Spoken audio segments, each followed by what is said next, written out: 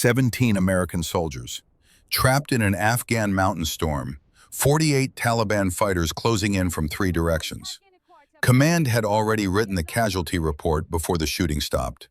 They listed Chief Warrant Officer Cortana Thorne as KIA, killed in action, body unrecovered beneath 2 tons of collapsed granite and ice. That was their first mistake. The second mistake was thinking the storm would hide what happened next. The storm did not arrive suddenly. It crept in like a living thing, slow and deliberate, swallowing the Afghan mountains in layers of black cloud and icy wind. Rain turned to needles, slicing sideways through the darkness. The kind of storm that erased footprints, blurred blood trails, and buried secrets beneath thunder that rolled across the valley like the voice of an angry god, pronouncing judgment on the living and the dead alike. Inside the forward operating base, men who had survived Fallujah in Helmand province and a dozen other hellholes spoke in whispers.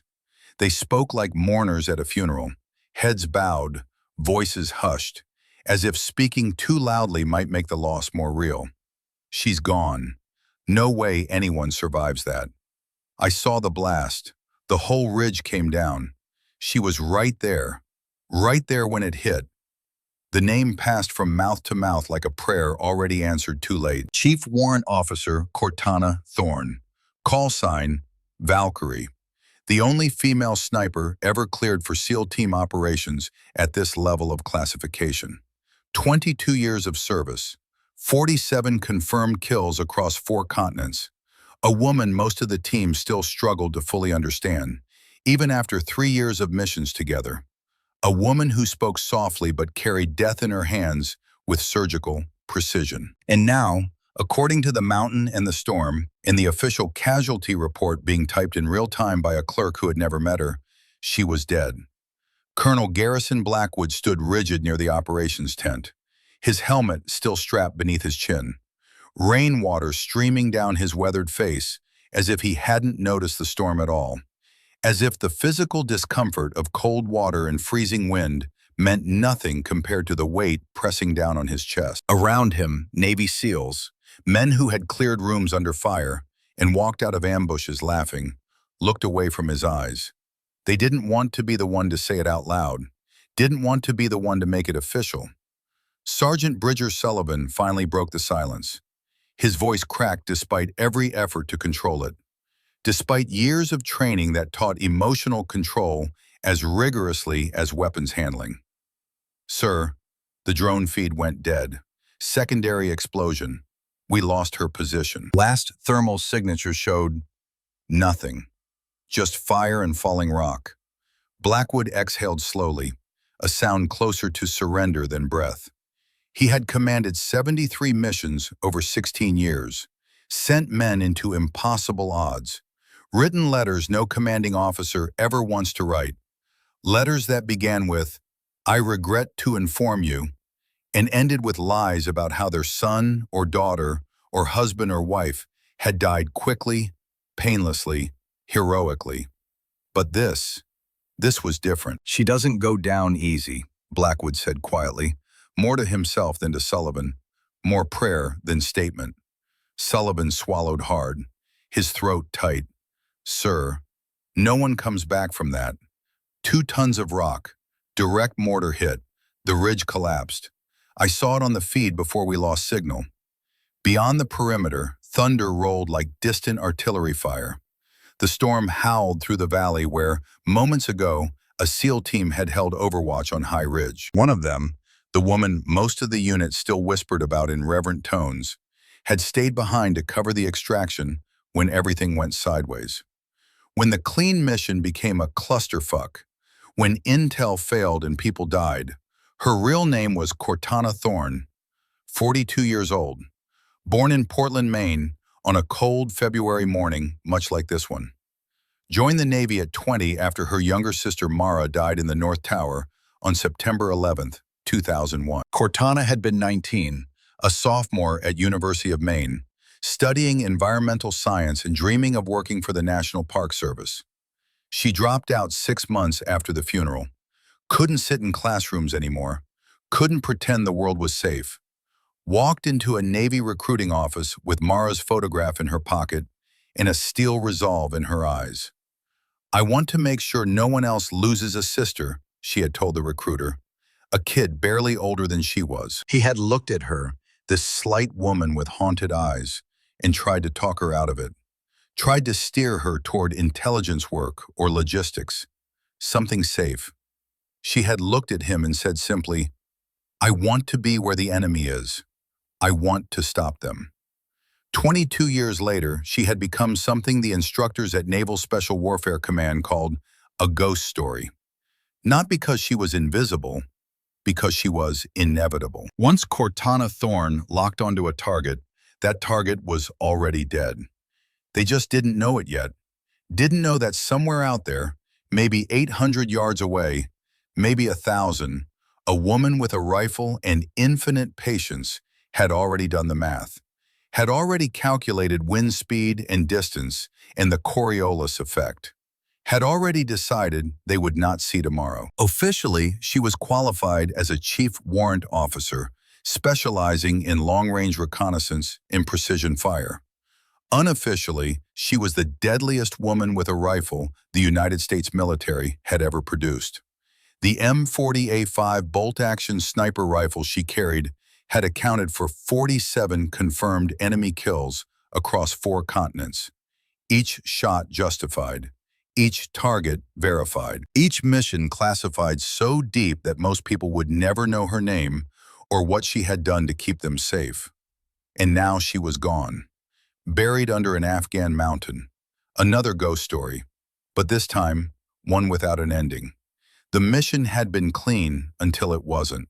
That's how these things always went. Perfect planning, perfect intelligence, perfect execution, until the moment when reality intervened and everything turned to chaos.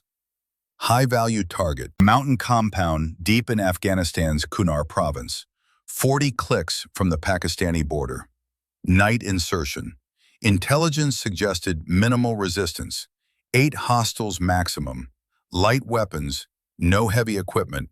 Secure the target, extract the HVT, a Taliban commander named Khalid Rashid, who was planning coordinated attacks on coalition forces across 3 provinces. The kind of attack that could kill hundreds.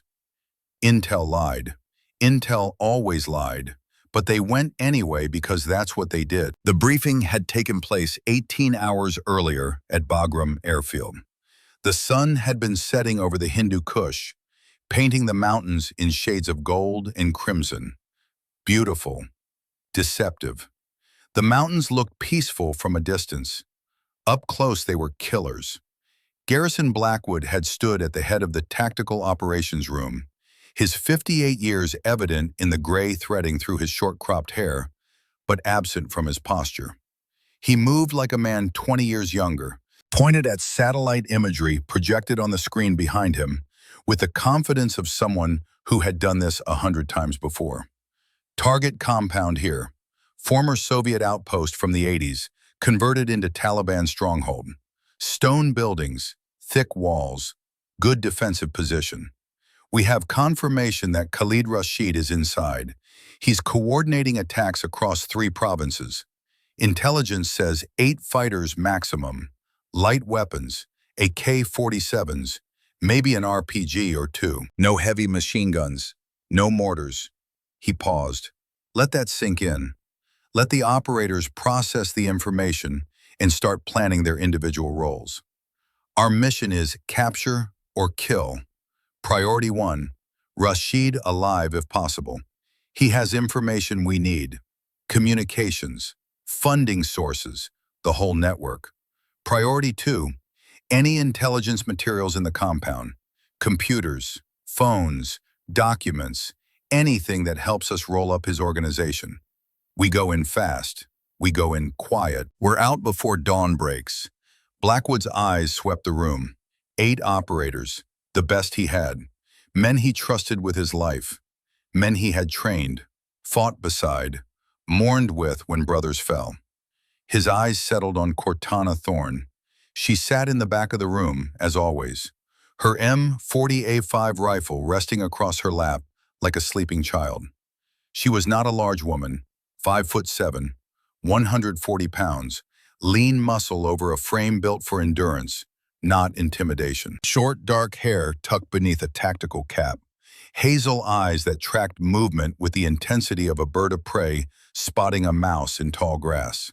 She didn't speak during briefings unless she had something critical to add. Most of the time, she didn't need to speak. Her presence was enough. The operators knew she would be watching over them. That knowledge gave them confidence, made them braver. Chief Thorne will establish overwatch on the eastern ridge, Blackwood continued. She'll have eyes on the entire compound, 360-degree view. Anything moves, she sees it first. Anyone tries to flank us, she deals with it. Sergeant Sullivan leads the entry team. 6 operators, full kit. We insert via helo 3 clicks out. Approach on foot, silent. We breach at 0300 hours. Questions? Cortana raised a hand. Her movements were economical. No wasted motion. Sir, permission to ask a question? Blackwood nodded. Always, you know that. This intel, how recent, how reliable. 72 hours old, verified through multiple local assets. Signal intercepts confirm Rashid's presence. We have voice recognition match. He's there. Cortana studied the satellite image on the screen. Her eyes narrowed slightly. That subtle shift that Blackwood had learned to recognize over 16 years. The shift that meant her instincts were screaming. That compound. The approach vectors are limited. High ground on 3 sides. Natural choke points. If they have more than 8 fighters, if they have heavy weapons we don't know about, we'll be channeled into a kill zone. We'll have nowhere to go. Blackwood's jaw tightened slightly. Noted. Counter Intel reviewed the assessment. Multiple independent sources. They're confident in the numbers. 8 fighters. Light arms. This is as solid as Intel gets. Cortana said nothing more, but she held Blackwood's gaze for a moment. A silent communication. Both of them had been doing this long enough to know that solid intel was often a contradiction in terms. That confident assessments were sometimes just optimism dressed in military jargon. But orders were orders. Missions had to be executed. That's how the machine worked. She nodded once. Understood, sir. But inside, her instincts screamed. 22 years of walking into ambushes, disguised as intelligence reports, had taught her to trust that cold weight in her gut. That feeling of wrongness that couldn't be quantified or explained, but was never, ever incorrect. She kept it to herself. For now. Because sometimes you had to walk into the trap to spring it. Sometimes that was the only way to win. That evening, as the sun set and the temperature dropped, and the mountains turned from gold to purple to black, Garrison Blackwood found Cortana alone on the range. The base had a long-range rifle course, 700 yards, targets shaped like human torsos. She was zeroing her rifle, adjusting the scope with mechanical precision, checking every variable: wind, temperature, barometric pressure, elevation, every factor that could affect the bullet's flight path over distance. She fired. The sound cracked through the cold air like a branch breaking. Downrange, 700 yards away, the center target's head snapped back. Perfect shot, center mass on the cranial vault. She fired again. Another target, another perfect shot. She was shooting groups you could cover with a quarter. At 700 yards, in fading light, with a cold rifle. Blackwood approached slowly, stopped a respectful distance behind her, watched her work. There was something meditative about watching a master at work, something almost spiritual about that level of skill. You have concerns about tomorrow. It wasn't a question. He knew her too well, had worked with her too long, could read the subtle tension in her shoulders, the way she was taking just a fraction of a second longer between shots, working through something in her mind. Cortana lowered the rifle, turned to face him. Garrison Blackwood had been her commanding officer for 16 years. He had trained her when she first qualified for sniper school. had watched her outshoot every man in her class, had seen the other instructor's skepticism turn to respect, turn to awe. He had recommended her for SEAL operations when the Pentagon was still debating whether women belonged in special warfare, had pushed her file through channels, had fought for her, had written her performance evaluations with words like exceptional and irreplaceable and best operator I have ever commanded. He had attended her promotions, shaken her hand, told her he was proud. And 3 years ago, when Cortana's fiancé, a Marine Corps captain named David Chen, died in a helicopter crash in Syria, Blackwood had sat with her in silence for 4 hours. Hadn't spoken, hadn't offered platitudes, just sat there, because he understood that sometimes words were useless, that sometimes the only gift you could give someone drowning in grief was your presence, your willingness to sit in the darkness with them. She trusted him more than anyone alive. "The intel feels thin," she said. Her voice was quiet, controlled. 8 hostiles, light weapons, minimal resistance. That's the kind of report that gets people killed. That's the kind of report that sounds too good because someone up the chain wants a win and stopped asking hard questions. Blackwood crossed his arms. His jaw worked. I pushed back on it, hard, made them run multiple verifications, different sources, technical collection, human intelligence. Everything checks out, or at least everything checks out as much as anything ever checks out in this business. Then why does it feel wrong? Because you're smart. Because you've survived this long by trusting your instincts. Blackwood's expression softened slightly. Look, I feel it too, that wrongness. But we have our orders. We have a target. We have a mission. And sometimes we have to go forward, even when everything in us says stop. He paused, then added quietly, if this goes south tomorrow, you pull out first. That's an order, not a suggestion, not a request, an order. You extract before anyone else. Understood? Cortana shook her head. The movement was small but definite. Sir, respectfully, I don't leave people behind. That's not who I am. That's not what I do. Blackwood's face darkened, not with anger, with something older and deeper, with guilt that had lived in his chest for 6 years like a tumor. 6 years ago, he had commanded a raid in Yemen. 8 operators, clean insertion. The target was a farmhouse where an al-Qaeda cell was planning an attack on a coalition base. The mission went perfectly.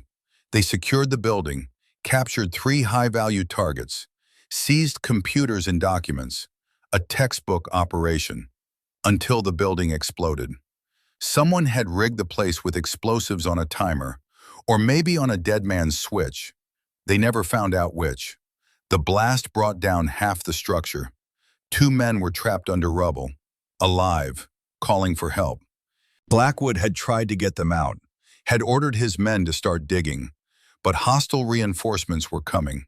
Technical vehicles with mounted machine guns, dozens of fighters. The intel had missed them, or maybe they had been deliberately drawn in. Another trap within a trap. Blackwood had made the call, extract, pull back, save the men who could be saved, leave the 2 who couldn't. The 2 trapped men had begged over the radio, had screamed, had cried, and then had gone silent. Both died. Their bodies were recovered a week later by a follow-up team. Blackwood had written letters to their families, had stood at their funerals, had shaken hands and accepted condolences, and carried their names like stones in his chest. Lieutenant Marcus Rodriguez and Petty Officer First Class James Kim. He would carry those names until he died. "Don't make me write another letter, Cortana," Blackwood said it quietly, almost a plea, almost a prayer. "I can't do that again. I can't stand at another funeral and tell another family that I left their son or daughter behind, that I made the call to leave them. Please."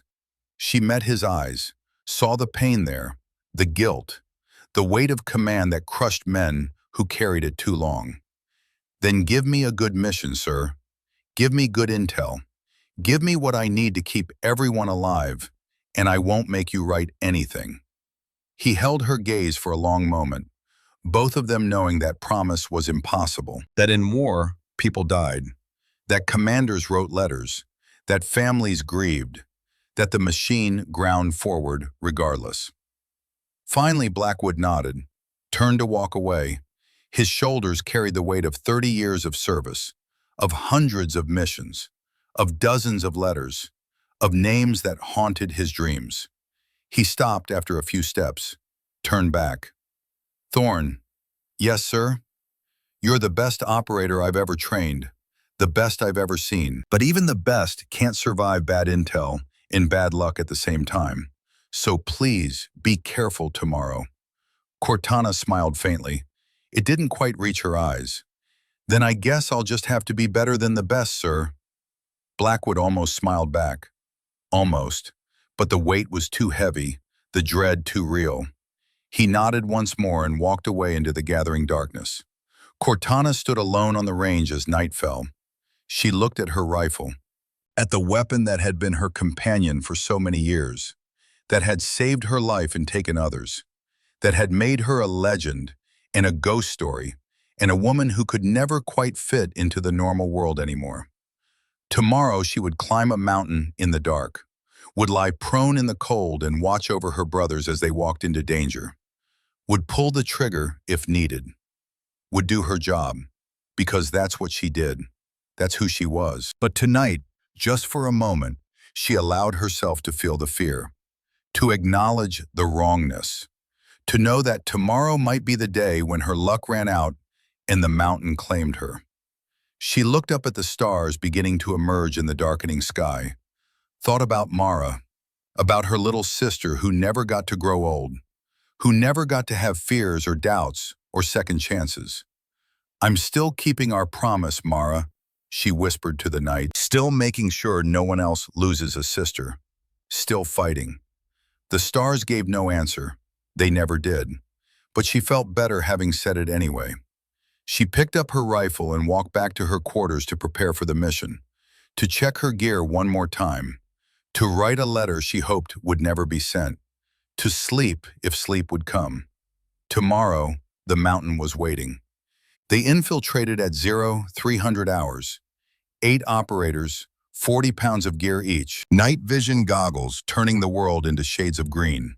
Suppressed weapons, radio discipline, moving through the darkness like shadows given form. The helicopters, 2 Sikorsky UH-60 Blackhawks, dropped them 3 clicks from the target. The pilots didn't land, couldn't risk it. Too much noise, too much exposure.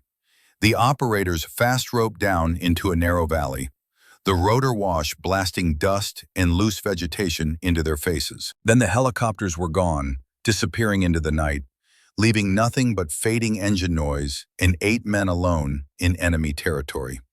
They moved out immediately, no pause, no regrouping. They had rehearsed this a dozen times, knew their roles, knew the route. 3 clicks through mountainous terrain, loose rock, narrow trails, cliffs on both sides. The kind of terrain that broke ankles and ended careers if you weren't careful.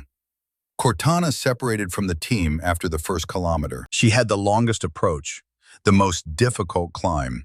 Her overwatch position was on the eastern ridge, 800 meters from the compound and 400 meters higher in elevation. The climb would take 90 minutes through brutal terrain. She moved alone, the way she preferred, the way she worked best. Her breath misted in the thin mountain air. The temperature had dropped to near freezing. Above her, clouds gathered, dark, ominous, threatening. The weather forecast had predicted clear skies, but the mountains made their own weather.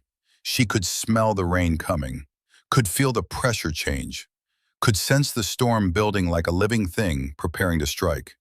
She climbed steadily, hand over hand, foothold to foothold, testing every grip, every step, moving with the careful precision of someone who understood that one mistake could mean death, that a loose rock or a missed handhold would send her tumbling down the mountain, that no one would hear her scream, that she would die alone in the darkness, and her body might never be found. But fear was not new to her. Fear was an old friend.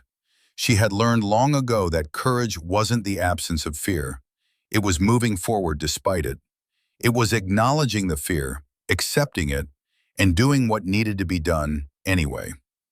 By 0445 hours, she was in position, prone on the eastern ridge. Rifle bipod deployed on solid rock, scope adjusted for wind, elevation, and the barometric pressure drop that signaled the approaching storm. Below her, the compound sat dark and silent. 3 structures, stone buildings with flat roofs, 2 vehicles parked in a courtyard, no visible movement, no lights, nothing to suggest anyone was awake. Valkyrie in position, she whispered into her radio.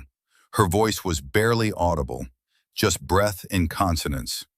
I have eyes on target. Beginning count. Stand by. She scanned methodically through her scope, left to right, top to bottom, every window, every doorway, every shadow.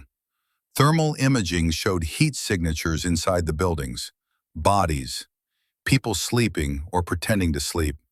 She counted. Once, twice, a third time to be sure. Her heart rate increased, just slightly, just enough to tell her that something was very wrong. Reaper, this is Valkyrie. I count 12 hostiles. Wait, 14. No, 16. Possibly more inside structures. This doesn't match intel. Repeat, count is double expected. Sullivan's voice crackled back. Urgent, concerned. Intel said 8 max, are you sure? Affirmative. I have eyes on 16 distinct heat signatures. Multiple in each building. Possible heavy weapons. I see what might be a machine gun position on the north roof. Cortana's pulse quickened. Her instincts had been right. The mission was compromised. They were walking into something bigger than expected. Reaper, recommend a board. This is not what we were briefed. We are outnumbered 2 to 1, possibly more. Blackwood's voice came through after a pause. Calm, controlled, but she could hear the tension beneath it, the calculation, the weight of command. Copy that, Valkyrie. We're already committed. Helos are gone. Extraction is 90 minutes out. We can't sit here. We'll adjust. We go loud if necessary. Execute on my mark. Stay sharp. Keep us alive. Roger, sir. Sullivan and his team moved into position at the compound perimeter. Cortana tracked them through her scope. 6 men, moving like shadows. Her finger rested lightly on the trigger, ready, watching, protecting them with everything she had. The seconds ticked by. 30, 20, 10. Blackwood's voice cut through the silence. 3, 2, 1. Execute. The breaching charge detonated. A controlled explosion. Precise. Professional. The door blew inward in a shower of splinters and smoke. Sullivan's team poured through the opening, weapons up, moving fast, clearing corners, calling out threats. For 5 seconds, it went perfectly. Then the world exploded into chaos. Gunfire erupted from positions that weren't supposed to exist. Hidden bunkers built into the compound walls. Pre-sighted kill zones where fields of fire overlapped. Machine gun nests on rooftops. Heavy weapons. PKM machine guns. DSHK heavy machine guns. Even an RPG team setting up. This wasn't 8 Taliban fighters with AK-47s. This was a platoon-strength force with heavy weapons and prepared defenses. This was an ambush. Contact front, Sullivan's voice, strained, urgent, professionally controlled, but with an edge of panic. RPG left, heavy machine gun right. We're in a kill zone. Fall back, fall back. Tracer rounds tore through the darkness like angry fireflies. Green and red streaks crisscrossing the courtyard. Stone walls exploded into dust and splinters. The careful professionalism of the SEAL team snapped instantly into controlled chaos. They moved, they fought, but they were pinned down. Caught in the open, taking fire from multiple directions. Cortana was already working before her conscious mind caught up, already prioritizing targets, already doing the math. "Sniper Overwatch relocating," she said calmly over the radio. Her voice was soft, almost gentle, a stark contrast to the violence below. "I see them, working." Her rifle spoke once. The sound was swallowed by the storm of gunfire below. A machine gunner in the northwest bunker dropped. Dead before his brain processed the bullet, his finger came off the trigger. The PKM machine gun went silent. She fired again. The recoil drove into her shoulder. Familiar, comfortable. Another gunner, southeast position. The muzzle flash died mid-burst. The man collapsed. His weapon clattered to the roof. She fired a third time. RPG team on the eastern roof. The shooter was raising the launcher, aiming at Sullivan's position. Cortana put a round through his chest. He fell backward. The RPG tumbled from his hands. The loader froze. Unsure what to do, she shot him too. 4 enemy positions went silent in less than 10 seconds. Sullivan's team didn't even realize where the suppressing fire had been coming from until it stopped. They just knew that suddenly they had room to breathe, room to move, room to fight back. But the enemy had prepared for this. They had known a sniper would be on Overwatch. They had planned for it. They had countered it. The mortar round hit 30 feet from Cortana's position. The explosion lifted the ridge like a giant's hand. Stone and fire tore into the sky in a column of destruction. The shockwave hit her like a physical wall. Her ears went instantly deaf. Complete silence. The world went white. Her vision disappeared in a flash of overwhelming brightness. The earth beneath her bucked and heaved like a living thing trying to throw her off.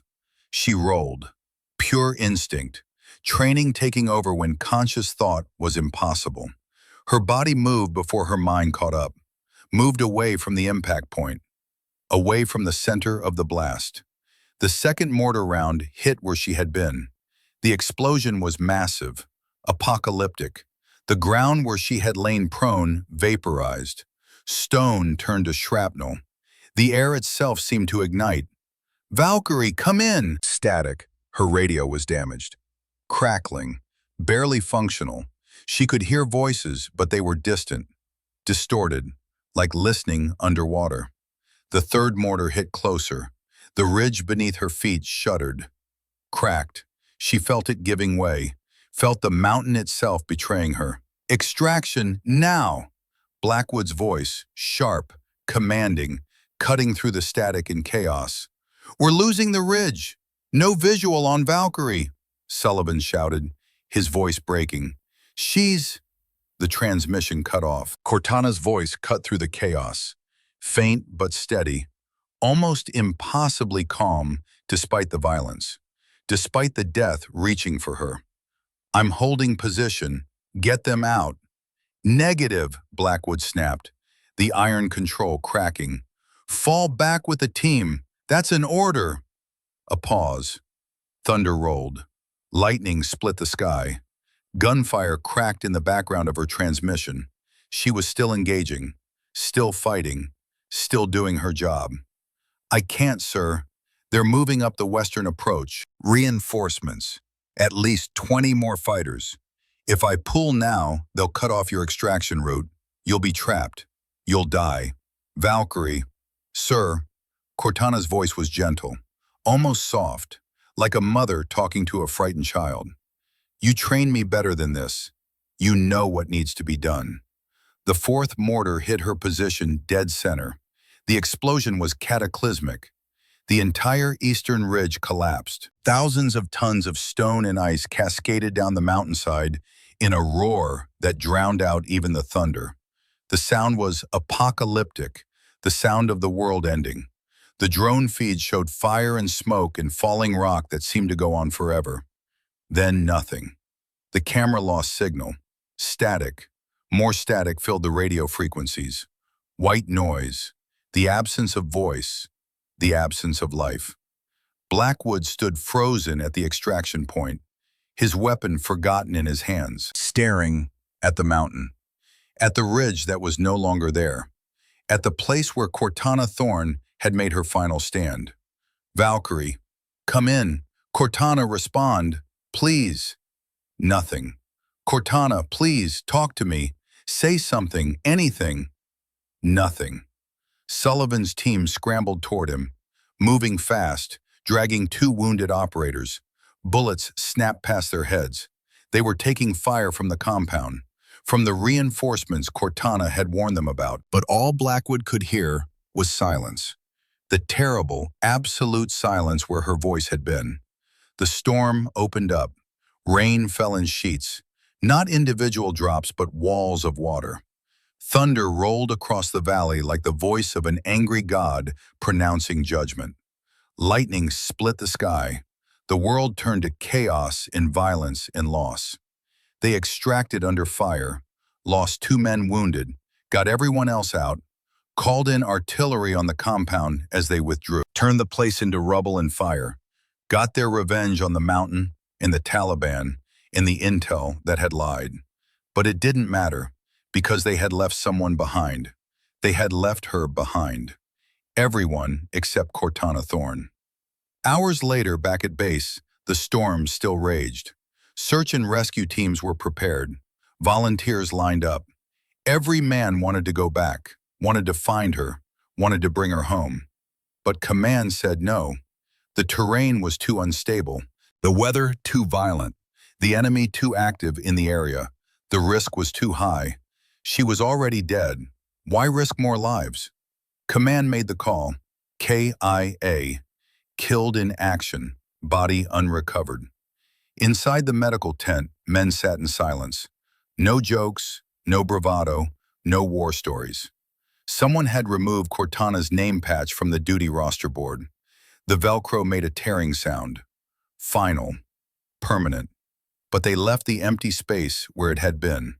A ghost outline, a reminder of what they had lost, of who they had lost. Sullivan stared at that empty space until his vision blurred with tears he couldn't shed, until his hands shook with rage and grief and guilt. He had known Cortana for 3 years, had trusted her with his life on 17 missions across 4 countries and a dozen hellholes.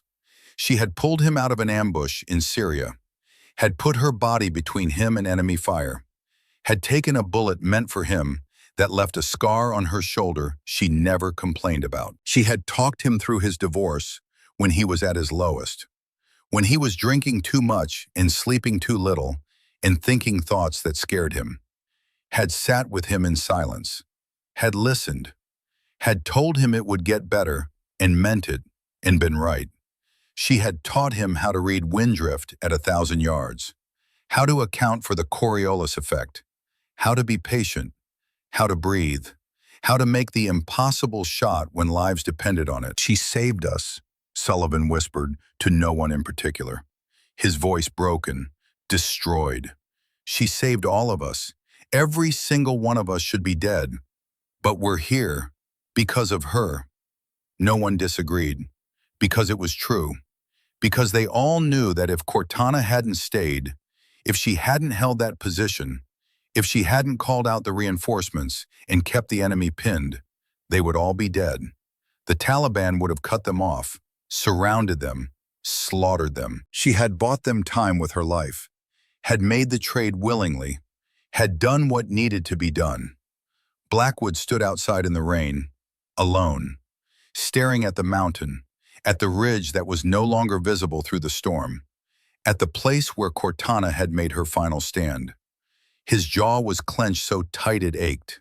His hands were fists at his sides. His whole body was rigid with a grief so deep it had no bottom. A junior officer approached, young, nervous, holding a tablet like it was a bomb that might explode. The KIA report, digital paperwork, bureaucracy even in death, awaiting Blackwood's signature.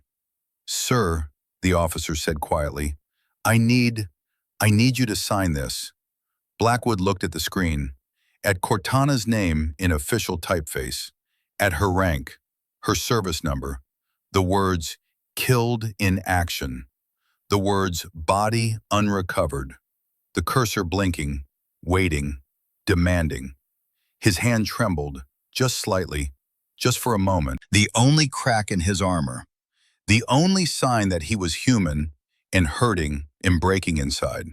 He signed, with a stylus on glass, making it official, making it real. Cortana Thorne was dead. The officer took the tablet, hesitated, wanted to say something, couldn't find words adequate to the moment. What do you say? What words exist for this? Sir, for what it's worth, she was the best I ever saw, the best any of us ever saw. Blackwood said nothing, because if he spoke, his voice would break. And if his voice broke, everything else would follow. All the control, all the discipline, all the walls he had built over 30 years of service, all the armor would crack and he would shatter, and he couldn't afford that. Not yet. Not while his men needed him. Not while there was work to be done. So he stood in the rain, and he stared at the mountain, and he did not move, did not speak, did not let himself feel the enormity of the loss. Not yet. But the mountain had not finished telling its story. The mountain had secrets. The mountain held life where everyone thought there was only death. High above the valley, half buried beneath rock and frozen mud and the debris of the collapsed ridge, something stirred. Pain came first, white-hot, absolute, consuming, all-encompassing. The kind of pain that erased thought, that reduced existence to pure suffering, that made death seem preferable to consciousness. Cortana. Thorne did not scream. She woke the way she always did, instantly aware, mind sharp even as her body screamed in protest, even as every nerve ending fired distress signals, even as her brain processed damage and injury and the very real possibility of death. The world was darkness, complete and total. No light, no reference point, just blackness so absolute it was disorienting. She couldn't tell if her eyes were open or closed, couldn't tell up from down, couldn't tell if she was dying or already dead. She forced herself to think, to assess, to inventory. Her helmet was cracked. She could feel the break. Cold air touching her scalp where it shouldn't be. The ballistic protection compromised. Blood matted in her hair. Her left arm wouldn't respond to commands. Broken. She could feel the wrongness, the unnatural angle. Compound fracture. Bone had broken through skin. Bad. Very bad. Blood filled her mouth. She spat, tasted copper and dirt and something else. Bile, maybe, or internal bleeding. Hard to tell. She forced herself to breathe slowly, to think through the pain, to fight the panic that wanted to take over, to resist the animal urge to thrash and struggle and make things worse. Inventory, medical assessment, what works, what doesn't, what can be fixed, what can't. Legs. She concentrated, wiggled her toes inside her boots, felt them respond. Good. Legs worked. Both of them. No paralysis. No spinal injury. That was something. Right arm. She moved it experimentally. Pain flared. But it moved. It worked. Fingers responded. Grip strength present. She could use it. Left arm. Broken. Compound fracture by the feel of it. Useless. A liability. Had to be immobilized or it would cause more damage. More bleeding. Ribs. She took a careful breath. Pain exploded in her chest. Sharp. Stabbing. At least 3 broken. Maybe 4. Probably more. Every breath was agony, but she could breathe. Lungs worked. That was something. Vision. She blinked. Opened her eyes wide. Still darkness.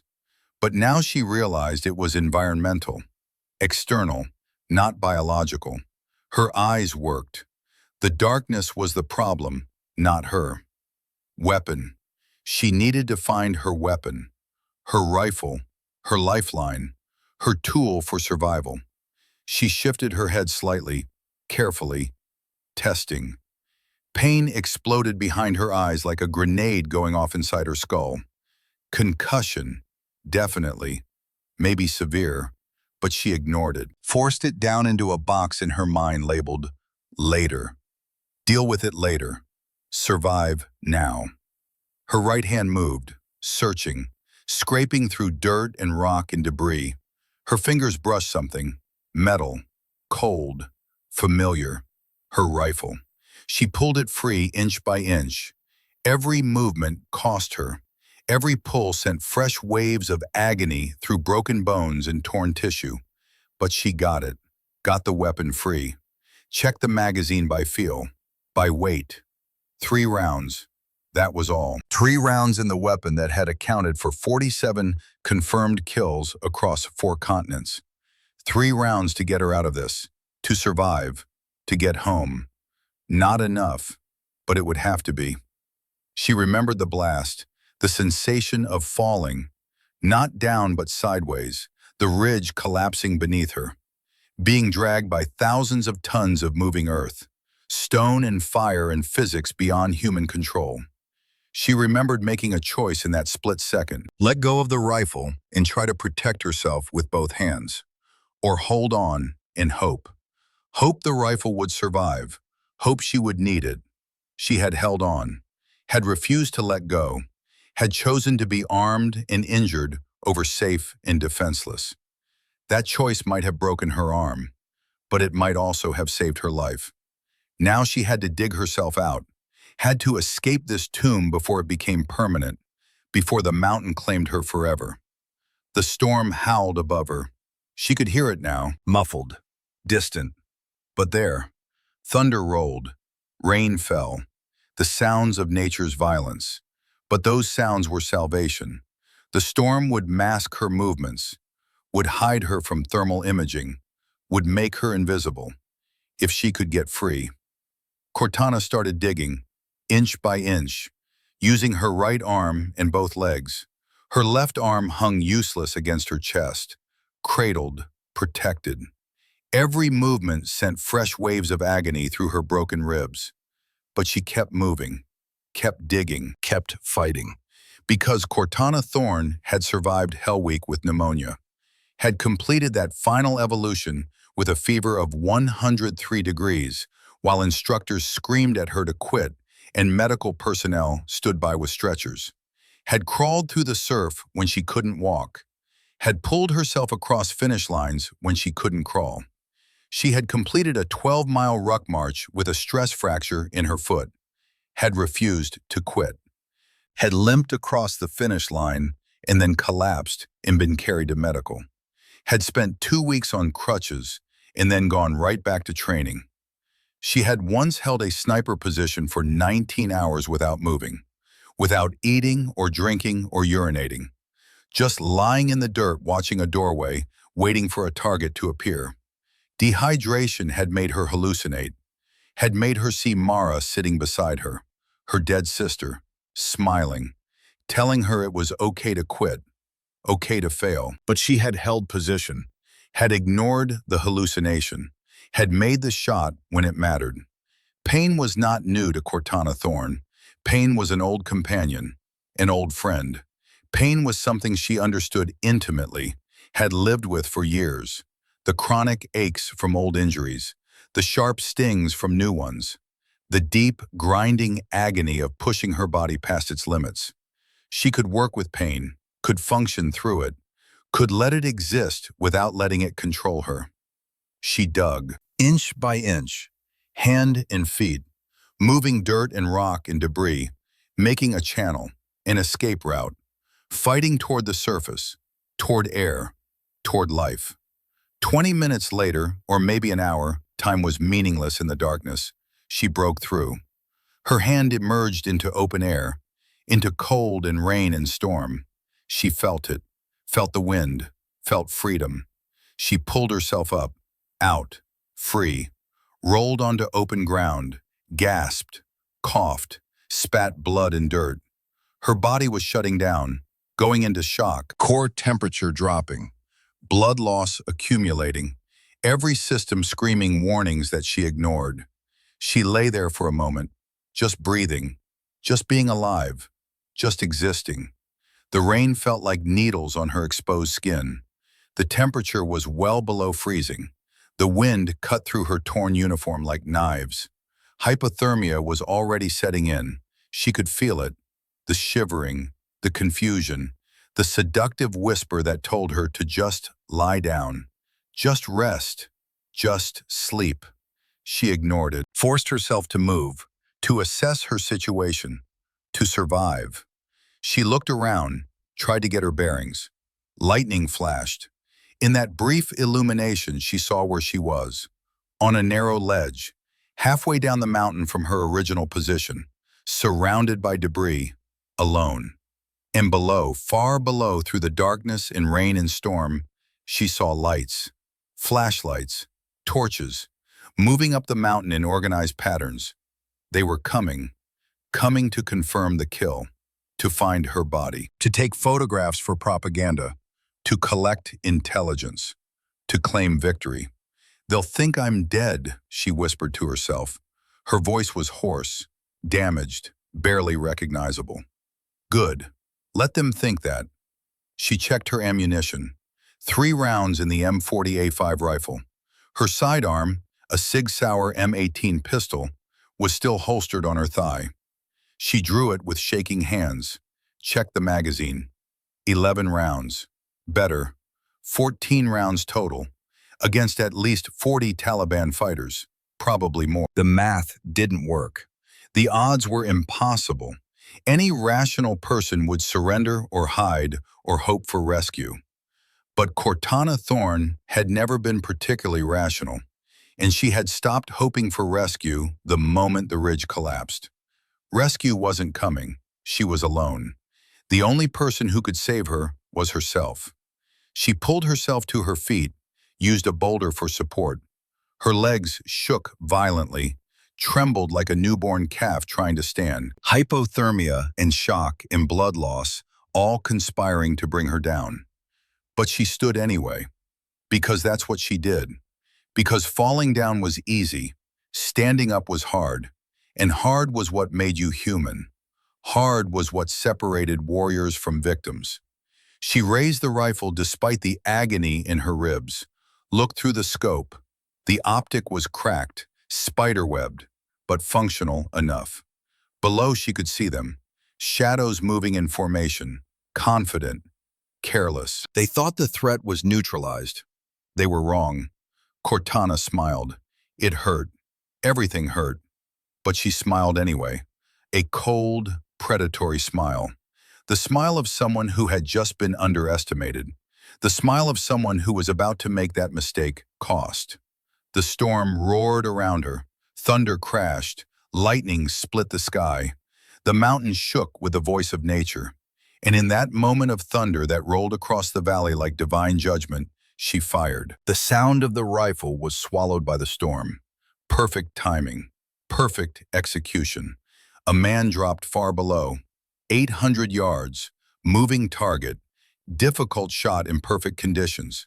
Nearly impossible in a storm. But she had made it anyway, because that's what she did. His companions didn't notice at first. Thought he had slipped on the wet rocks. Thought he had fallen. They kept moving. She fired again. Used the next thunder roll to mask the sound. Another man fell. 750 yards. Slightly closer. Slightly easier, but still impressive. Still professional. The third round jammed. Debris in the action. The rifle was damaged. Unreliable. Useless. She discarded it without hesitation. Without sentiment. It was a tool. Tools that didn't work were abandoned. She drew her pistol instead, the M18, shorter range, but reliable.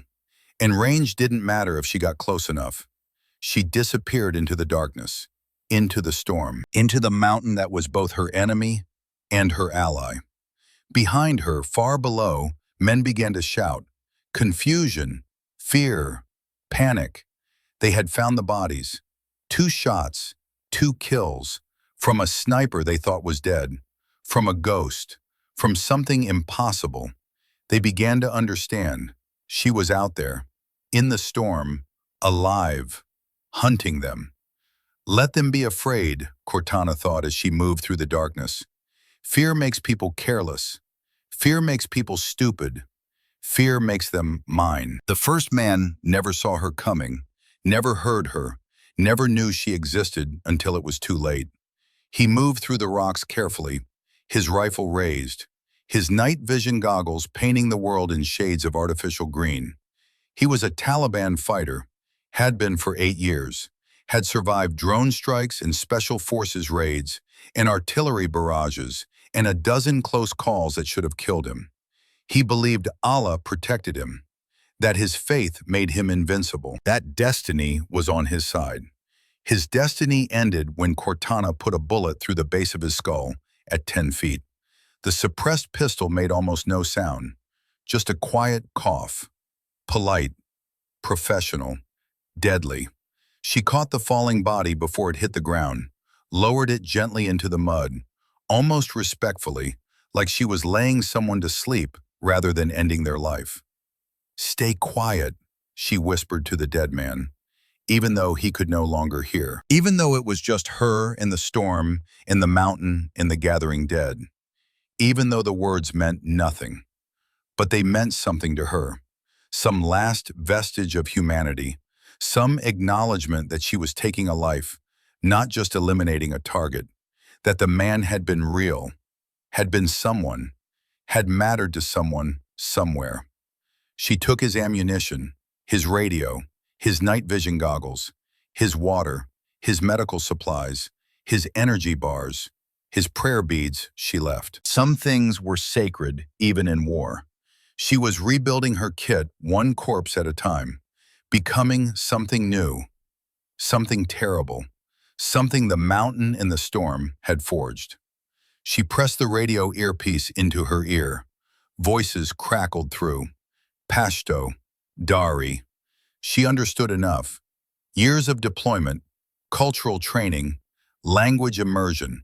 She wasn't fluent, but she understood the important parts, the words that mattered. "Alpha Team, report position." Cortana waited, listened to the pattern of speech, the accent, the cadence, the rhythm. Then she pressed transmit. Her training had included voice work, mimicry, impersonation, the ability to sound like someone else, to blend, to deceive. She dropped her voice, added the proper inflection, the regional accent, the speech patterns of someone from Kunar province. "Alpha clear, moving to checkpoint 2. Weather is bad. Visibility 0. Very difficult. Copy that, stay sharp. The American sniper is still out there, still hunting. Understood, we are careful."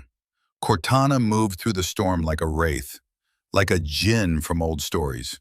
The rain was her ally. It masked sound, erased tracks, turned thermal imaging into useless noise. The thunder covered gunshots. The lightning blinded night vision. The cold and wet and darkness made everyone miserable and careless and prone to mistakes. She was a hunter in her element, a predator in her territory. The mountain was trying to kill her, but she was making it work for her instead. She found a cluster of rocks overlooking a narrow path, a natural choke point. Below, 3 men moved in tactical formation, 10 meters apart, professional spacing, good discipline. They had been trained well. Someone had taught them proper infantry tactics. Someone who knew what they were doing. Not well enough. Cortana waited until they were directly below her position, until they were committed to the path, until there was no escape, no cover, no options. She dropped a loose rock, deliberately, intentionally, let it tumble down.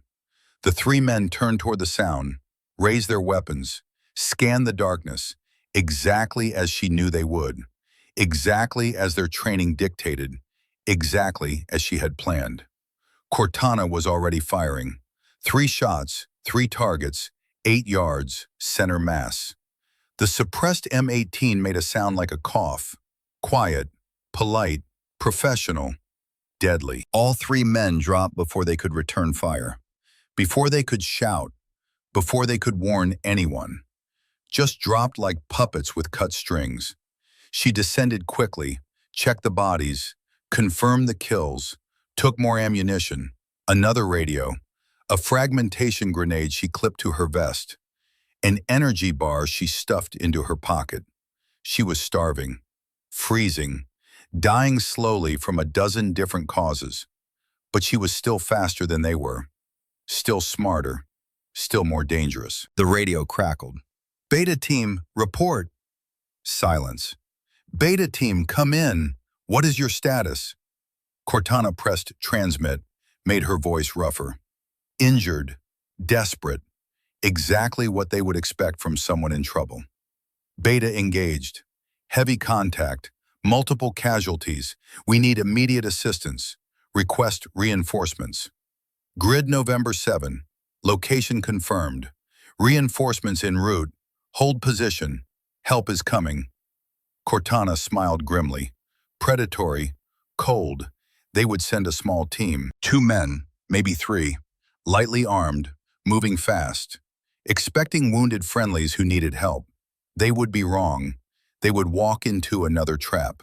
She was turning their own tactics against them, making them afraid of their own shadows, making every call for help a potential ambush. She found a position 40 yards from the bodies, prone in the mud, pistol ready, rain hammering down on her back, thunder rolling overhead. She waited, patient, professional. She had waited 19 hours once for a shot. She could wait 19 minutes now. Pain radiated through her ribs with every breath. Her left arm throbbed with a deep, grinding agony that made her vision blur. Blood loss made her lightheaded, made the world swim and tilt. Hypothermia made her shake uncontrollably, made her teeth chatter, made her want to sleep more than anything in the world. But she forced herself to focus, to breathe, to be patient, to wait, because patience was the sniper's greatest weapon. More important than marksmanship, more important than equipment. Patience was what separated professionals from amateurs, survivors from casualties. 2 men appeared through the rain, moving fast, carrying medical gear in backpacks, first aid kits, stretchers. They were medics, or fighters trained in first aid, coming to help their wounded comrades. They reached the bodies, stopped. One knelt to check for a pulse, his hand on the first man's throat, his fingers searching for a heartbeat that wasn't there. Confusion crossed his face, visible even at 40 yards, visible even in the darkness. He looked at the second body, the third. Understanding began to dawn. This wasn't an ambush. This was an execution. Cortana fired twice. Both men dropped, killed before their brains processed the sound of the shots, killed before they could react, killed before they could warn anyone. She rose slowly, staggered to the bodies. Her vision swam. The world tilted. She knelt, took their medical supplies with shaking hands, found morphine, bandages, antibiotics, water purification tablets, emergency rations. She injected herself with morphine, not enough to dull her edge, just enough to take the screaming pain down to a manageable roar, just enough to function, just enough to keep moving. She wrapped her ribs with compression bandages, tight, restricting, making each breath even more difficult, but stabilizing the broken bones, keeping them from shifting, from puncturing a lung, from killing her. She splinted her broken arm with a tree branch and paracord torn from one of the dead men's gear. It wasn't perfect. It wouldn't heal properly without surgery. The bone would knit wrong. She would never have full function again, but it would hold. It would keep the bone from shifting, from causing more damage, from making things worse. That was all she needed. Just enough to survive, just enough to get home. The radio exploded with chatter, multiple voices, panic, anger, fear, the careful control beginning to crack. Beta team down. All units, we have multiple KIA at grid November 7. How many enemy fighters? What size force are we facing? Unknown, no visual contact, no sounds of battle, just bodies. She's out there, the American sniper. She's still alive, still hunting. Impossible. The ridge collapsed. We saw it. Nothing survives that. Then who killed 5 men without a sound, without being seen? Who is killing us? A ghost, a jinn, something from the old stories, something that cannot be killed. Shut up, she's just one woman. She's injured. She's dying. Find her. Kill her. All units spread out and find her. Cortana limped away into the storm. Behind her, men shouted orders. Flashlights cut through the darkness like searchlights hunting for enemy bombers. But the storm was her fortress, her castle, her protection. It hid her, protected her, made her invisible. She found a shallow cave carved into the mountainside by wind and water over centuries. Collapsed inside, gasping, vision swimming, her body was shutting down. Core temperature dropping into dangerous territory. Blood loss accumulating beyond safe margins. The morphine helped with the pain, but couldn't stop the cold. Couldn't stop the bleeding. Couldn't stop death from creeping closer with every passing minute. She shivered violently, uncontrollably. Her teeth chattered so hard she thought they might shatter. She tried to stop it, tried to control it. Couldn't. The shivering was involuntary, autonomic. Her body's desperate attempt to generate heat. But it burned precious calories, accelerated hypothermia, made everything worse. She had killed 8 men, maybe 9. She had lost count, lost track. They were blurring together, becoming one endless sequence of violence and death and survival. But there were still at least 30 more between her and safety, between her and home, between her and life. And she had maybe 90 minutes before hypothermia or blood loss or infection or just accumulated damage killed her. Before her body finally gave up, before the mountain claimed its due. She pulled out her radio, the damaged one from her own kit, turned it on with shaking fingers, adjusted the frequency to the SEAL team channel. Her hands shook so badly she nearly dropped it, nearly lost her lifeline. Static hissed through the earpiece. White noise, the absence of signal. Then voices, faint, distant, like listening to ghosts, like hearing the dead speak. All units continue search pattern. Valkyrie is KIA, but we recover our own. We bring her home. We don't leave people behind. Not ever. Blackwood's voice, steady, controlled, professional, but she could hear the grief beneath it, the guilt, the weight of command that crushed men who carried it too long, the burden of the living mourning the dead. Cortana's chest tightened, her eyes burned, not with tears, she was too dehydrated for tears, but with emotion, with feeling, with the realization that they thought she was dead, that they were mourning her, that they had moved on. She pressed transmit. Her voice came out as a rasp, hoarse, rough, barely recognizable even to herself. Reaper, you're terrible at eulogies. Silence. Complete, absolute, perfect silence. Then chaos. Beautiful, wonderful chaos. Valkyrie? Valkyrie, is that you? Confirm identity. Confirm you are alive. Cortana allowed herself a small smile despite the pain, despite the cold that was killing her, despite everything. Broken left arm, 3 fractured ribs, possible internal bleeding, severe hypothermia, multiple lacerations. But I'm keeping that promise, sir. No letters, not today. Sullivan's voice erupted through the channel, loud, emotional, raw, unprofessional, breaking every rule about radio discipline, and he didn't care. Holy hell! She's alive! Chief Thorne is alive! Valkyrie is alive! Location, Blackwood's voice cracked, just for a moment, just a heartbeat, the iron control slipping, the human showing through. Give me your exact location. Cortana looked at her GPS unit. The screen was cracked, spiderwebbed, but functional. The battery nearly dead, but alive. Like her. She read off the coordinates, numbers that meant life, numbers that meant hope, numbers that meant home. Grid November 7. But I'm moving. They're actively hunting me. At least 30 hostiles between me and any friendly position. Maybe more. They're organized, they're angry, and they know I'm out here. Stay put, Blackwood ordered, his voice sharp, commanding. We're coming to you. Full extraction, air support, artillery, everything we have. Just stay alive. Just hold on.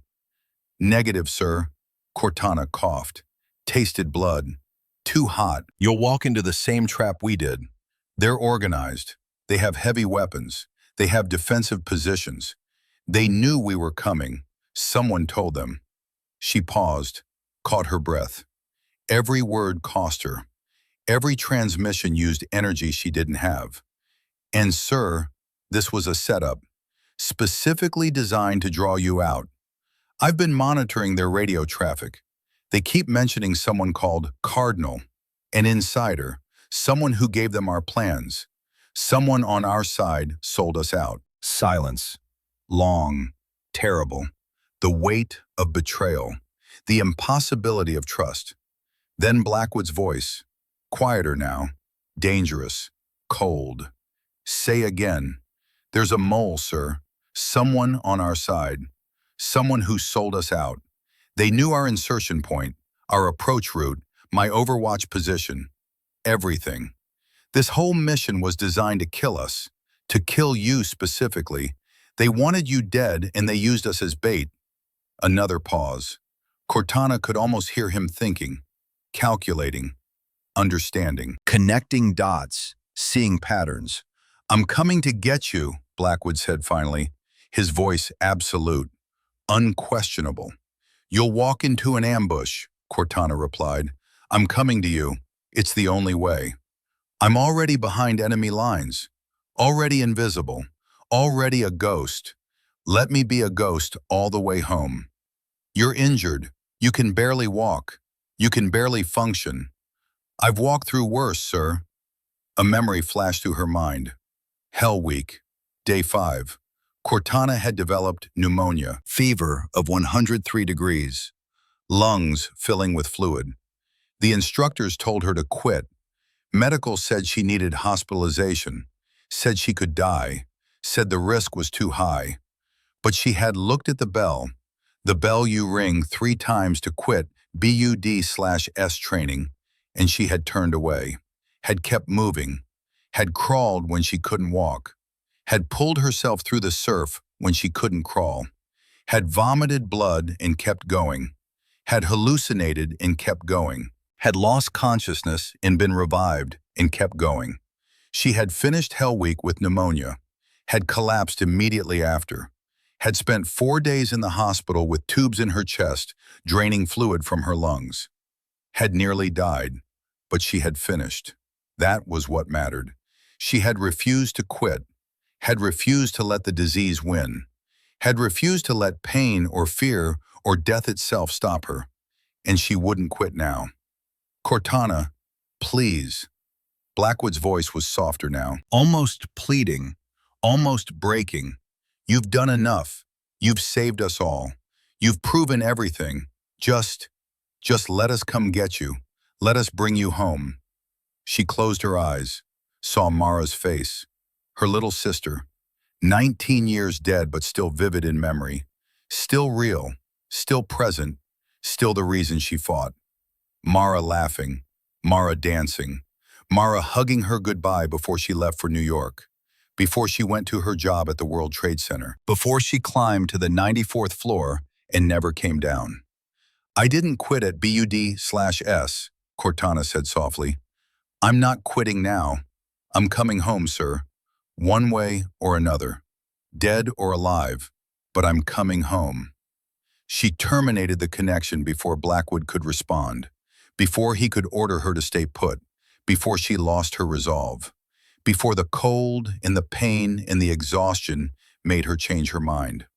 She pushed herself upright, Every movement sent fresh waves of agony through her body. But she stood, swayed, caught herself, stood again.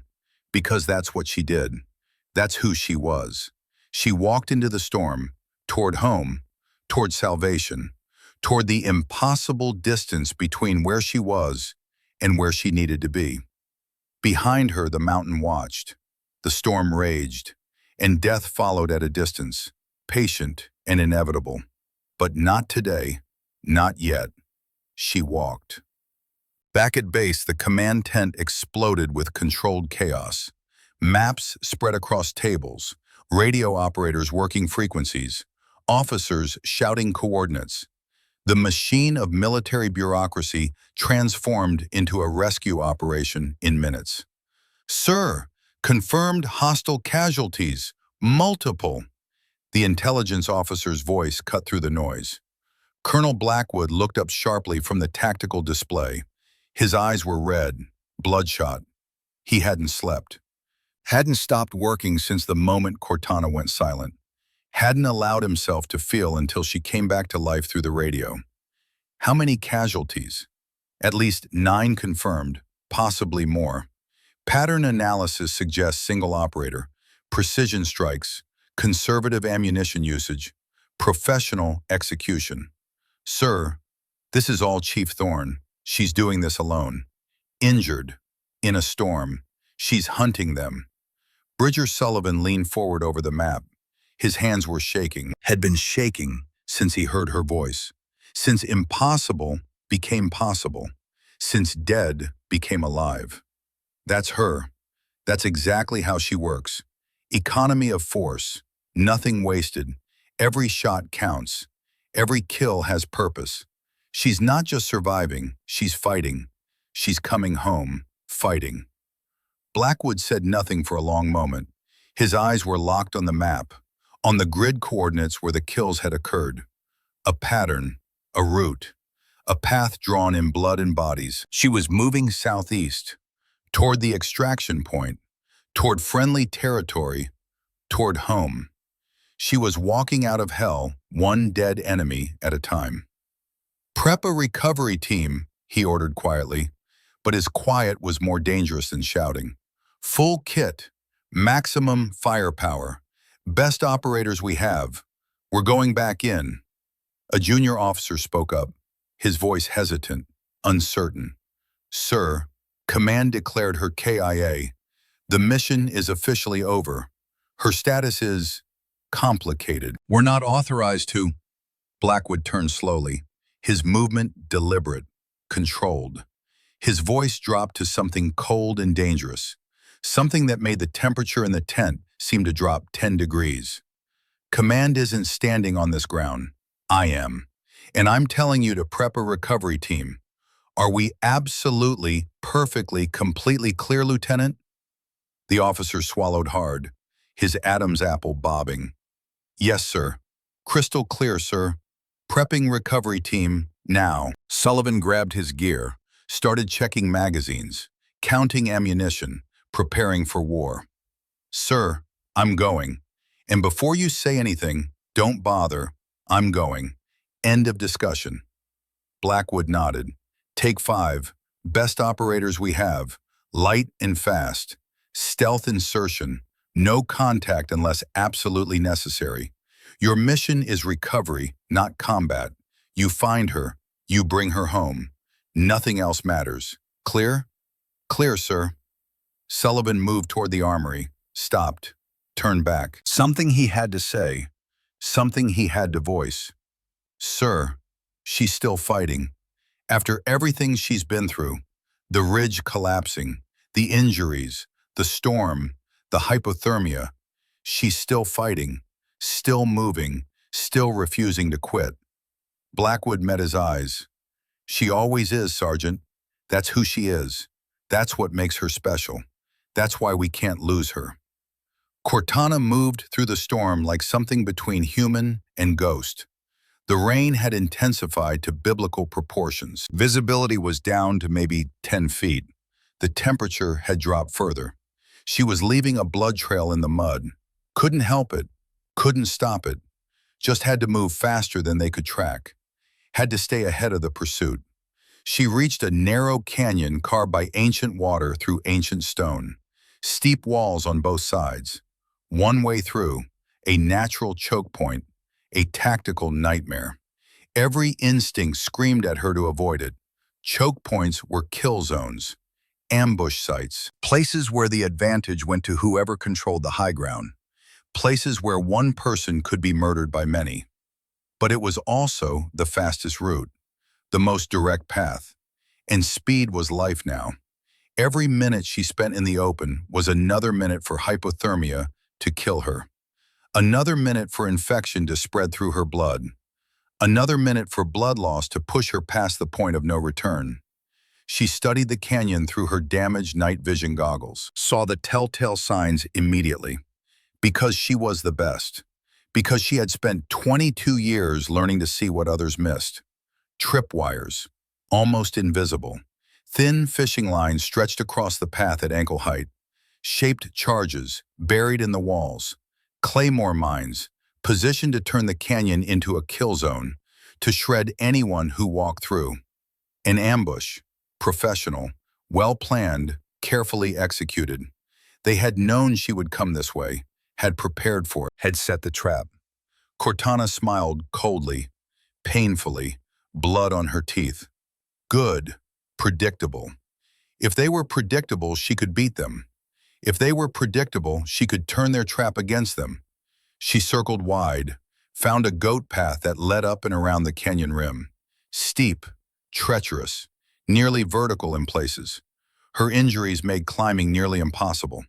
Every handhold was agony, every foothold a test of will. Her broken arms strapped tight against her chest, useless, dead weight. But she climbed anyway, because impossible was just a word, because nearly was not the same as completely, because she had done impossible things before and would do them again. She reached the top, looked down into the canyon, saw them clearly now. 6 men waiting below, hidden in prepared positions, weapons ready, patient, professional, disciplined, former military. She could tell by the way they held their positions, by their spacing, by their fields of fire. They were waiting for her to walk into their trap, waiting to kill the ghost, waiting to end the legend. Instead, she walked above them, invisible, untouchable, a ghost in truth. She found a loose boulder, car-sized, maybe bigger, perched precariously on the canyon rim, held in place by nothing more than friction and time and chance. She positioned herself behind it, used her good leg to push, used gravity as a weapon, used the mountain itself as a tool. The boulder shifted, moved, tipped. Gravity took over. It tumbled down into the canyon, gathering speed, growing from dangerous to deadly to apocalyptic, crashing through brush, smashing through trees, roaring like a living thing. The men below looked up, saw death falling toward them. Too late, far too late. The boulder hit like the hand of God, exploded into fragments, triggered the claymores they had planted for her. The canyon erupted in fire and shrapnel and death. The ambush turned against itself. The trap sprung on its creators. Cortana didn't wait to see the results. Didn't need to. The screams told her everything. The silence that followed told her more. She moved on, kept walking, kept moving southeast, toward home. The radio in her ear crackled, panicked voices, fear replacing confidence. Canyon ambush compromised, multiple casualties. She's above us. She's moving on the high ground. How is she doing this? Find her. All units converge. She can't be far. She's injured. She's dying. She has to be dying. How is she still moving? What is she? She's American Special Forces. They don't quit. They don't stop. They die fighting, or they don't die at all. Cortana allowed herself a grim smile, a cold acknowledgement. They were learning. Too late, but they were learning, understanding what they faced, understanding that reports of her death had been greatly exaggerated. She found another position, Rocky outcrop overlooking a trail. Below, men moved in groups, searching, hunting. She counted 20, maybe more. Too many to fight directly. Too many to take in open combat. So she didn't fight directly. She disappeared. Used the storm, used the terrain, used every trick she had learned in 22 years of training and combat and survival. She was a ghost, a legend, a nightmare moving through the storm, something ancient and terrible that the mountain had birthed. And one by one, when they separated, when they made mistakes, when they got careless or unlucky or just plain wrong, she killed them. Not all of them. She didn't have enough ammunition for that, didn't have enough strength, didn't have enough time before her body failed completely. But enough. Enough to keep them confused, afraid, looking over their shoulders, jumping at shadows, seeing threats where none existed and missing threats where they did. Enough to make them understand they were not the hunters. They were the hunted. Sullivan's team inserted via helicopter 2 clicks from Cortana's last known position. 6 operators, the absolute best. Men who had proven themselves in 100 firefights across a dozen countries. Men who volunteered, who demanded to be included, who would not be left behind.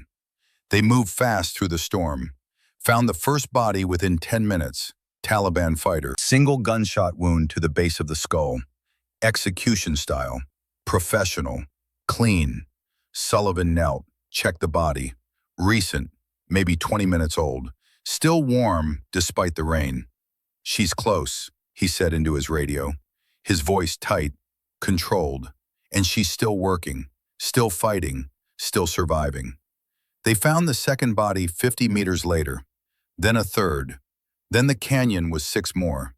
The ambush site Cortana had turned against its creators, the boulder still sitting in the middle of the canyon, bodies crushed beneath it, bodies shredded by their own explosives.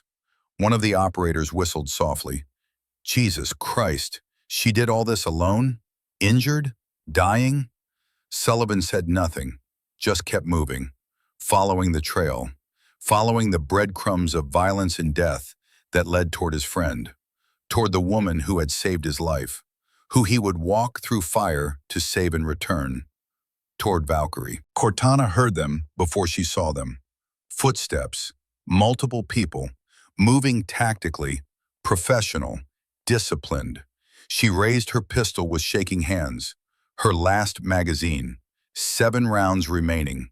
Her hand trembled. She couldn't hold the weapon steady. Could be a trap.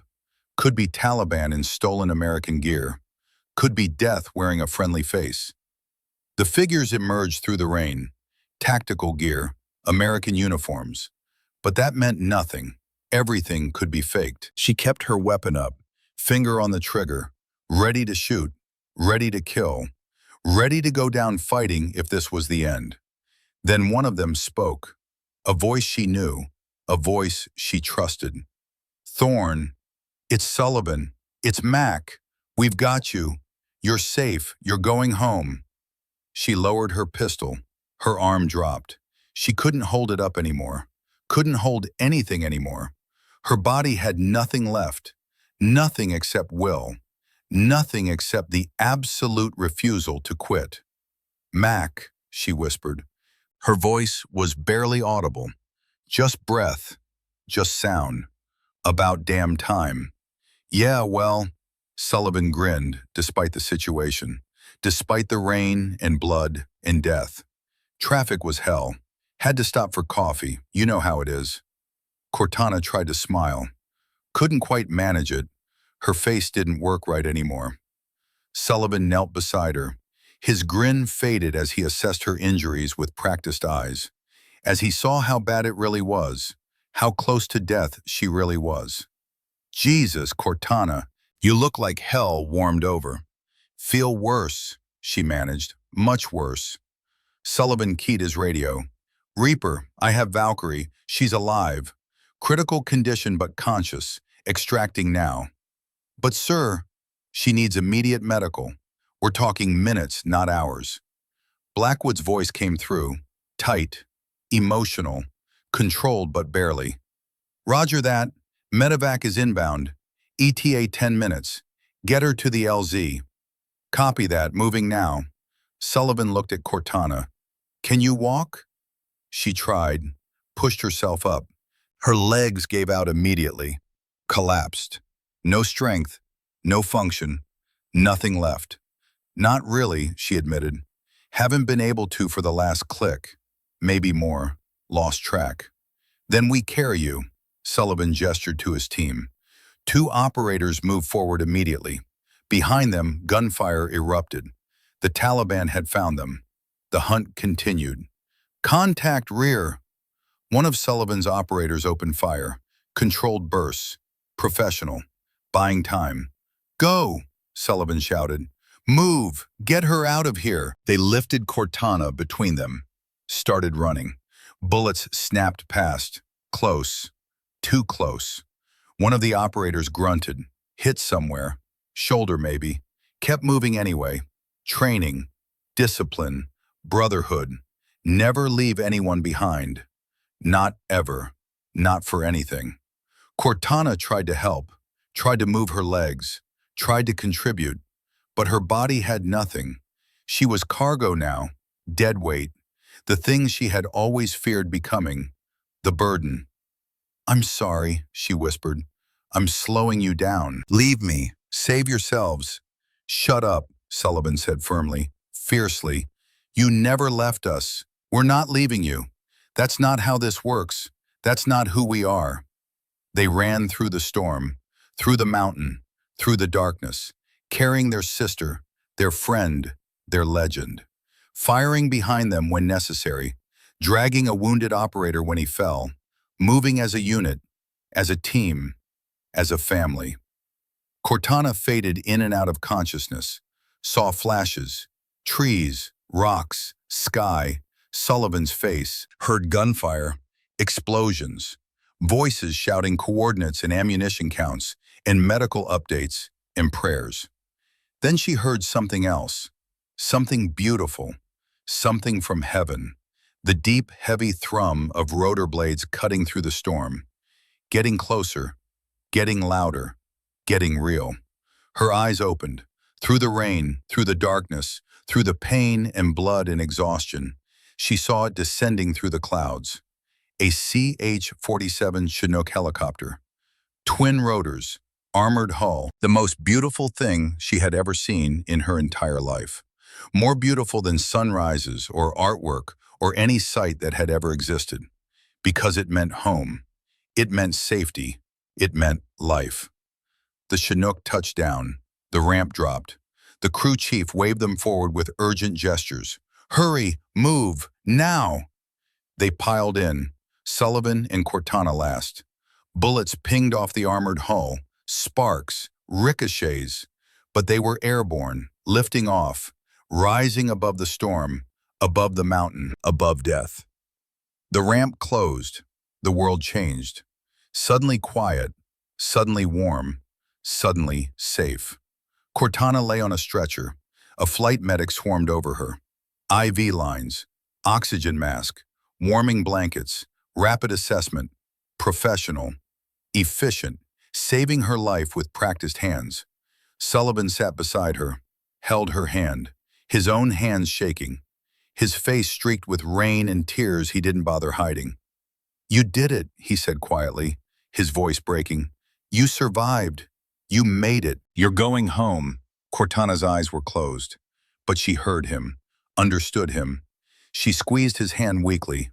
Not yet, she whispered, her voice barely audible even with the oxygen mask removed for a moment. Not until I'm actually home. Not until my feet are on friendly ground. Don't jinx it. You're going home, Chief. Sullivan's voice was fierce. Absolute. That's a promise. That's a blood oath. You're going home if I have to will it into existence.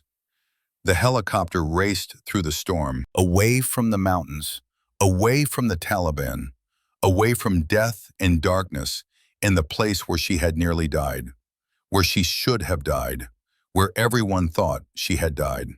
But Cortana Thorne refused to die, refused to quit, refused to let the mountain win, refused to become just another name on a memorial wall, just another casualty, just another KIA report.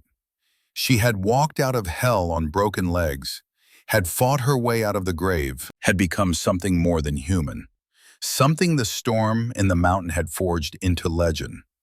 The helicopter's rotors beat a steady rhythm against the thinning storm. They were descending, getting lower, getting closer to base, to safety, to life.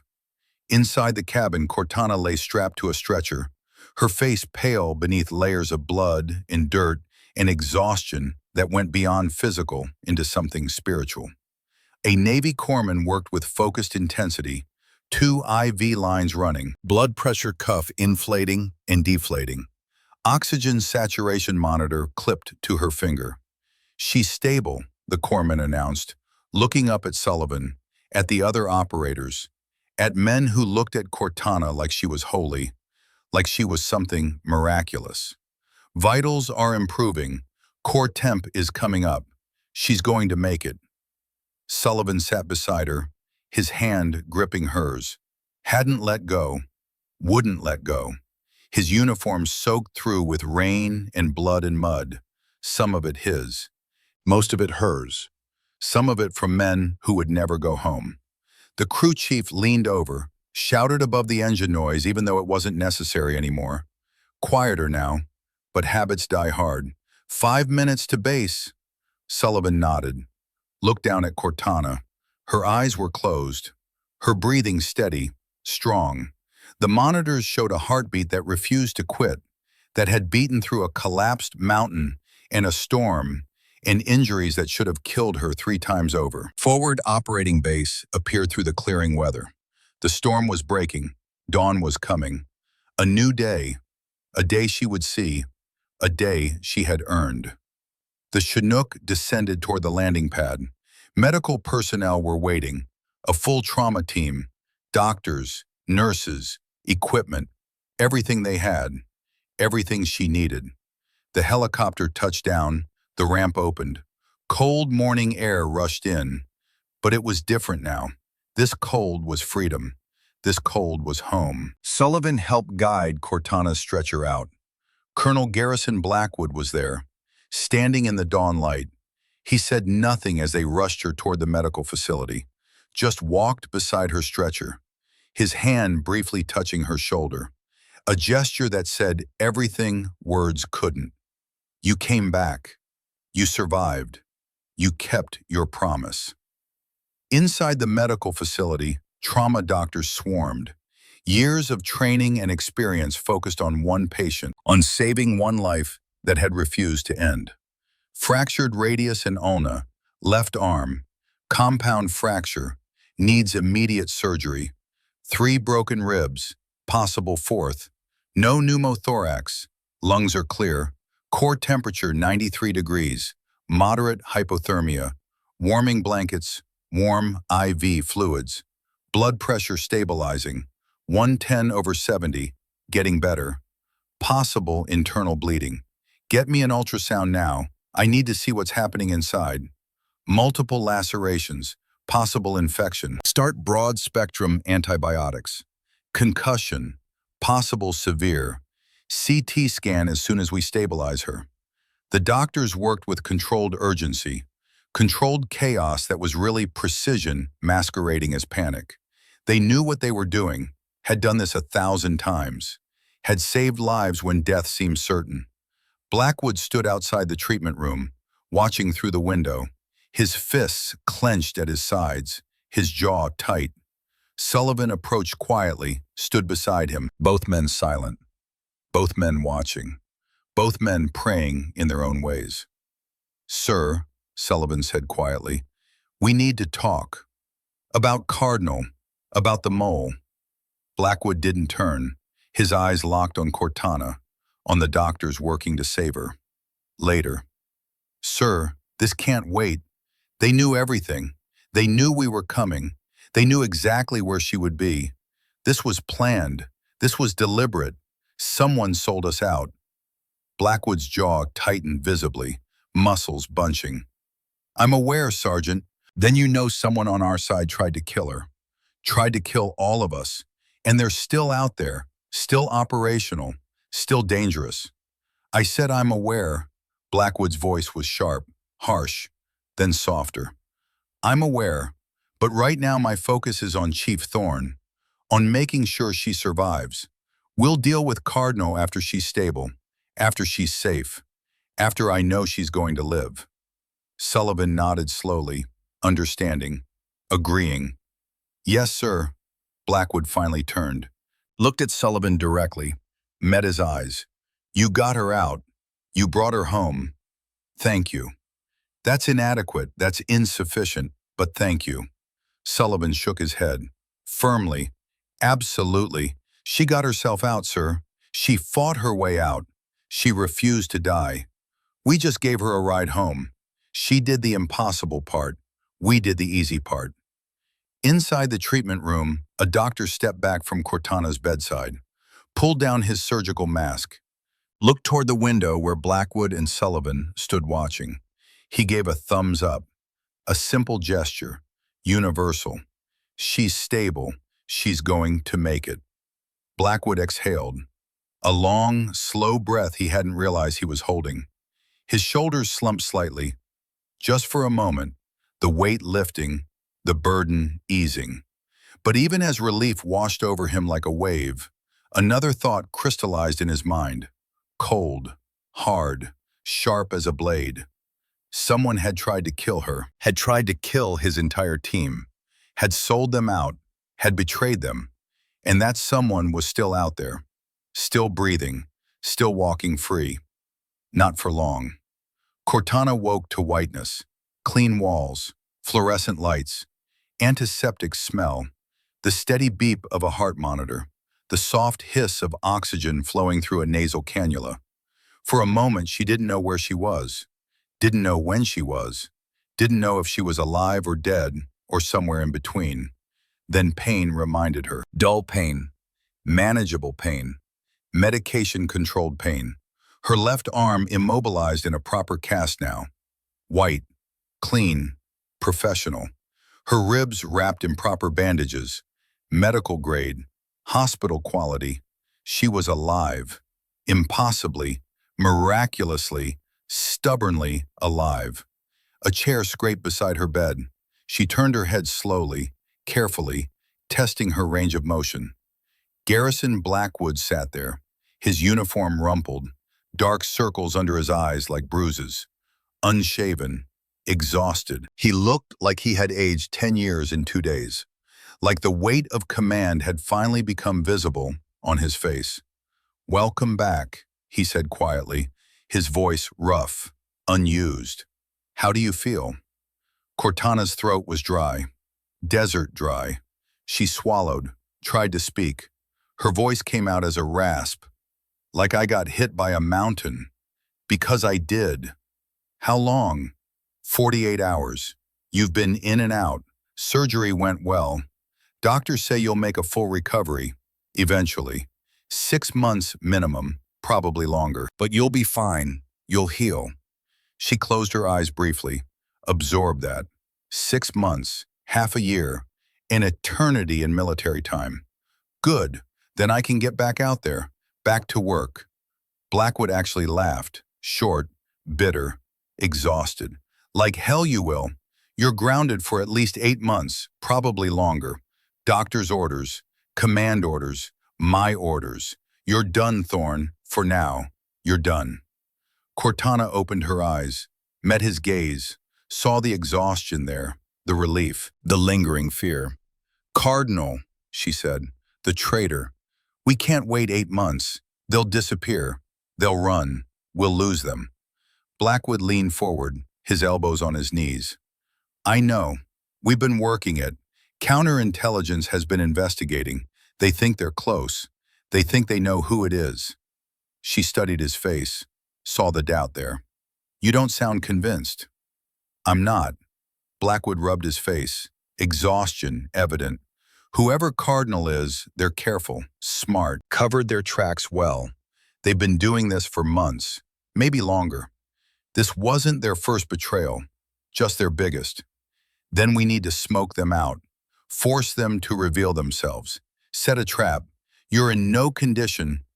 I'm in the only condition that matters, Cortana interrupted, her voice gaining strength. I'm alive, and I'm the only person who's been inside enemy territory recently, who's heard their communications, who knows how they operate, who they are, how they think. She struggled to sit up. Pain lanced through her ribs, sharp, intense. She ignored it, pushed through it, sat upright despite the protest from her body. Sir, they tried to kill me. They tried to kill my team. They tried to kill you. And they're planning to do it again. We can't wait for counter intel to find them. We need to make them reveal themselves. And I know how. Blackwood studied her face, saw the determination there, the absolute refusal to quit, the same quality that had kept her alive on that mountain, the same quality that made her special. What do you propose? We leak information, false information, about me, about my condition, about what I know, about what I remember. We make them think I'm a threat, that I can identify them, that I have evidence, and we wait for them to make a move. It's risky. Everything is risky, sir, but sitting here waiting for Cardinal to strike again, that's worse. That's letting them win. Blackwood was quiet for a long moment. Then slowly, he nodded. All right, we'll do it your way, but you're not going alone. That's not negotiable. You're not going alone, Blackwood repeated firmly. That's final. Cortana met his eyes, saw the fear there, the concern, the unwillingness to risk losing her again. Yes, sir. 72 hours later, word leaked through carefully controlled unofficial channels. Chief Warrant Officer Cortana Thorne had survived her injuries, was recovering at the base, had intelligence about Taliban operations, and possibly about the security breach. High-value information, dangerous information. They waited, watched, set the trap. And on the fourth day, someone took the bait. Lieutenant Dalton Hayes, 45 years old, 15 years in the Navy SEALs, decorated, trusted, respected. A man with an impeccable record and a sick daughter who needed treatments his military pay couldn't cover. Counterintelligence had been watching him for days, monitoring his communications, tracking his movements. And when he made an encrypted call to an unknown number 48 hours after the leak, they were ready, recording, tracing, gathering evidence. They arrested him quietly. No drama, no announcement. Just two MPs appearing at his quarters with handcuffs and a warrant and orders that couldn't be questioned. In the interrogation room, Hayes sat with his head in his hands, broken, destroyed, a man who had betrayed everything and gained nothing. Blackwood stood across from him, silent, waiting, letting the silence do the work. My daughter, Hayes said finally, his voice cracked, shattered. She's 12. She has leukemia, acute lymphoblastic leukemia. The treatments, they're experimental. Insurance won't cover them. I was drowning in medical bills, drowning in debt. I didn't know what to do. So you sold us out, Blackwood said quietly. No anger, just statement, just fact. They offered money, a lot of money, $500,000, more than I'd make in 10 years. They said it was just information, just intel. They said no one would get hurt. They promised. But people did get hurt, Dalton. Good people. My people. Chief Thorne almost died because of you. Hayes looked up, tears streaming down his face. I know. God help me, I know. And I'll live with that forever. But my daughter, she's alive. The treatments are working. She's going to live. She's going to have a future. And what about Cortana's future? What about the future of the men who died because of your betrayal? Hayes had no answer, just closed his eyes, accepted his guilt, accepted his fate. Blackwood leaned forward, his voice cold. Here's what's going to happen.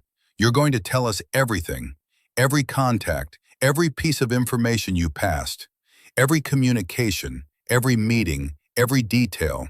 You're going to help us roll up the entire network, and then you're going to spend the rest of your life in Leavenworth. Hayes nodded slowly, understanding, accepting. And my daughter? She'll get her treatments. Blackwood's voice softened slightly. Just slightly. I'll make sure of it. I'm not going to punish a child for her father's crimes. She'll live. But you? You're done. You're finished. You'll never wear the uniform again. You'll never be trusted again. You'll never be whole again. I understand. Do you? Blackwood asked. Do you understand what you've done? What you've destroyed? Not just missions, not just operations, but trust, brotherhood, the thing that keeps us alive. You destroyed that. You betrayed people who would have died for you, who did die because of you. Hayes said nothing, because there was nothing to say, because he knew it was all true, because he had made his choice and now had to live with the consequences. Blackwood stood, turned to leave, stopped at the door. For what it's worth, Dalton, I understand desperation. I understand wanting to save your child. But there are lines, there are boundaries, and you cross them all. He left. The door closed. Hayes sat alone with his guilt and his choices and the daughter he had saved by destroying himself. 6 weeks later, Cortana stood on the observation deck of the base. Her left arm was out of the cast, still weak, still healing. Physical therapy every day, range of motion limited, but functional, improving. Her ribs had mended, the scars would remain, internal and external, but she could move, could function, could breathe without agony. Sullivan approached, stood beside her silently, looking out at the mountains, at the peaks where she had nearly died, where she should have died, where everyone thought she had died. How you feeling? Like I survived something impossible, like I should be dead, like I'm living on borrowed time.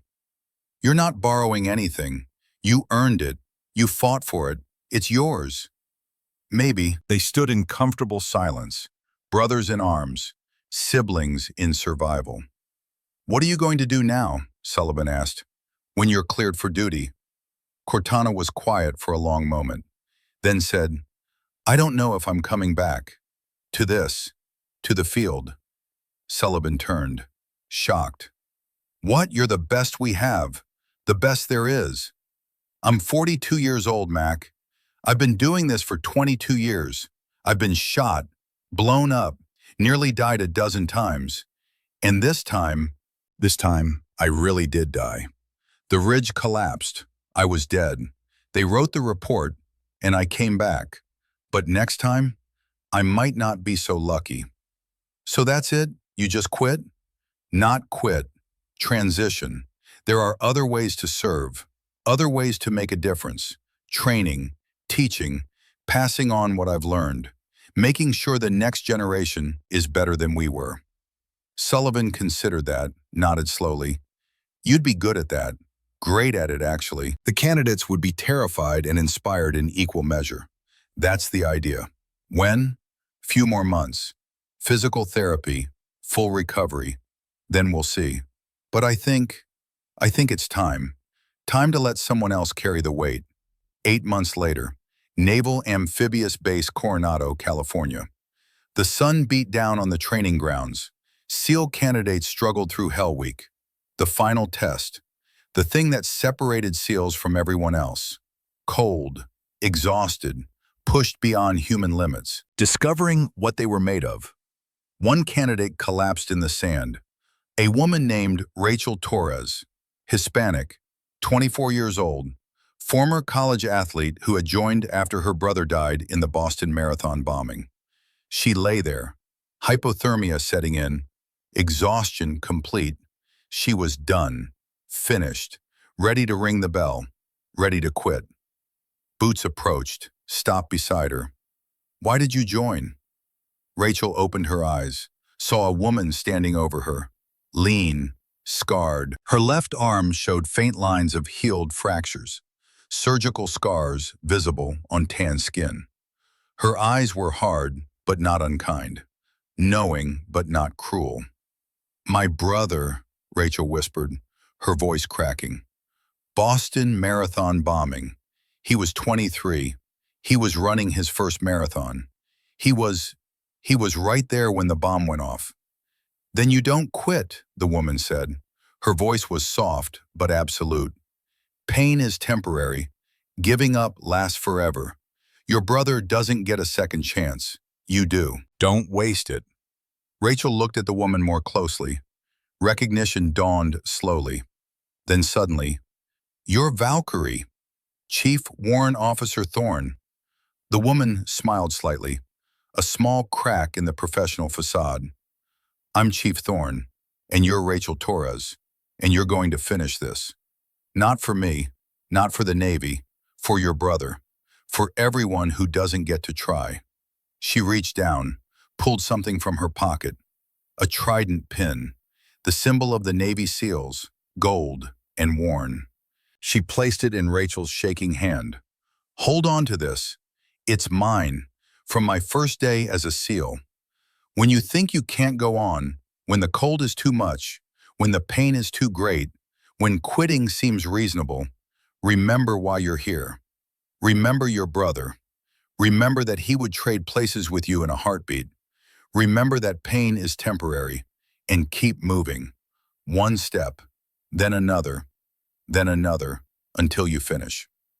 Rachel stared at the pin, then at Chief Thorne, then at the ocean, at the surf, at the other candidates struggling, at the instructors waiting, at the bell that promised relief if she would just quit. She stood, slowly, shakily, but she stood. Chief Thorne nodded. "Good. Now get back to work. Your brother is watching. Make him proud." Rachel ran back to her team, back to the surf, back to the pain and cold and exhaustion. But she ran. She moved. She refused to quit. Chief Thorne watched her go, then turned and walked toward the admin building, toward her office, toward her new role as senior instructor, as mentor, as guardian of the next generation. Behind her, a voice called out, "Chief Thorne!" She turned. Garrison Blackwood approached. He had retired from active duty 8 months ago, but he still visited, still taught occasional classes, still couldn't quite let go, still needed to be part of something larger than himself.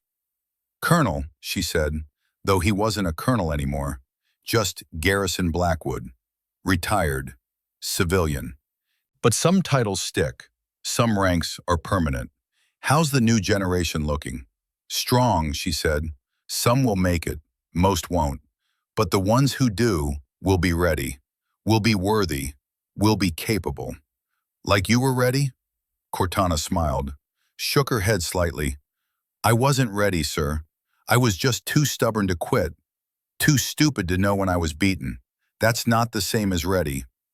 Maybe that's exactly what ready means. They walked together, toward the beach, toward the sound of waves and wind and candidates shouting encouragement to each other, toward the future being forged in pain and determination. "You ever think about that night?" Blackwood asked quietly. "The storm, the mountain, the ridge." "Every day," Cortana said. "Every single day. But not the way you'd think. I don't remember the pain, or the cold, or the fear. I remember choosing to keep going, choosing to fight, choosing to survive. That's the moment that mattered. Not the explosion, not the survival, the choice." Blackwood nodded slowly, understanding. "They've named it after you, you know. The protocol. When an operator is declared KIA, but extraction continues anyway. When we refuse to accept death as final. When we fight to bring people home against all odds. They call it the Thorne Protocol." Cortana stopped, turned to look at him. "Really? Really, it's official now. In the manual, in the doctrine. Your name, your legacy. That's..."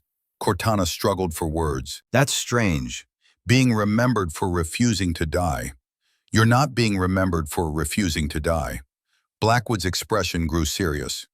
"You're being remembered for never leaving anyone behind, for completing the mission despite impossible odds, for proving that will and determination and sheer stubborn refusal to quit matter more than circumstance or luck or fate.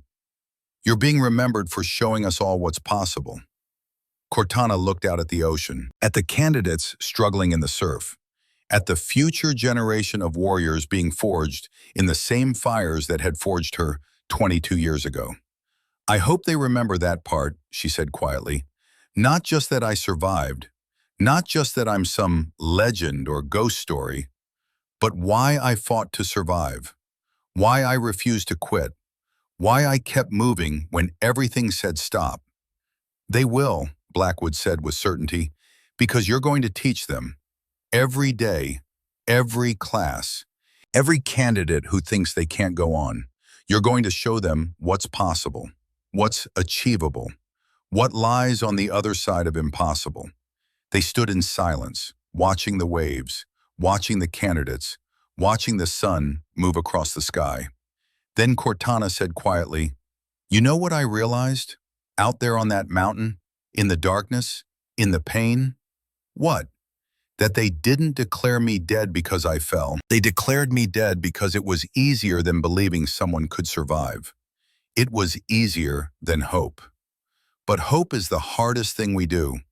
Believing when logic says quit. Continuing when the world says stop. Fighting when death seems certain. That's what makes us human. That's what makes us warriors. That's what makes us worth saving." Blackwood didn't respond, didn't need to, because he understood, because he had felt it too, because they had both walked through darkness and emerged changed. The sun began to set, casting long shadows, painting the world in gold and crimson. Training continued. Candidates pushed themselves. Instructors shouted. Waves crashed. And Cortana Thorne walked among them. A legend who refused the title. A ghost who chose to be visible. A warrior who understood that survival meant more than breathing. It meant continuing, teaching, passing the torch, making sure the next generation knew what was possible, what could be achieved, what lived on the other side of impossible. As darkness fell, she stood on the beach alone, watching the ocean, thinking about Mara, about the sister she had lost 23 years ago, about the promise she had made in a recruiting office when she was 19 and angry and broken. "I'll make sure no one else loses a sister." She hadn't kept that promise, not really. People still died, sisters, brothers, parents, children. The world was still dangerous, still cruel, still unfair. But she had kept fighting, had kept training, had kept teaching, had created a protocol that meant no one was ever truly left behind. That meant death was not automatically final. That meant hope survived even when logic said stop. The storm had tried to bury her, had tried to erase her, had tried to make her just another casualty, just another name on a memorial wall, just another KIA report filed and forgotten. But Cortana Thorne had emerged, had walked out of darkness, had become something more than a soldier, more than an operator, more than a legend. She had become a promise, a standard, a living testament to what was possible when you refused to quit, when you chose to fight, when you decided that death did not get the final word. They had declared her KIA, killed in action, body unrecovered. They were wrong, because legends don't die on paper. They don't fade in the cold. They don't quit when the world says it's over. They walk through storms, through fire, through impossibility. And when they emerge, scarred but unbroken, they teach the next generation how to do the same. Behind her, a candidate fell, then stood, kept running, kept fighting, kept refusing to quit. Cortana smiled. Good, she thought. Keep going. Don't quit. Never quit. Choose to fight. Choose to survive. Choose to be impossible. The waves rolled in. The stars emerged, and the legend continued. Not as a story, but as a standard, as a protocol, as a promise. The Thorne Protocol. Never leave anyone behind. Never accept defeat. Never stop walking home, even when the world declares you dead, especially then.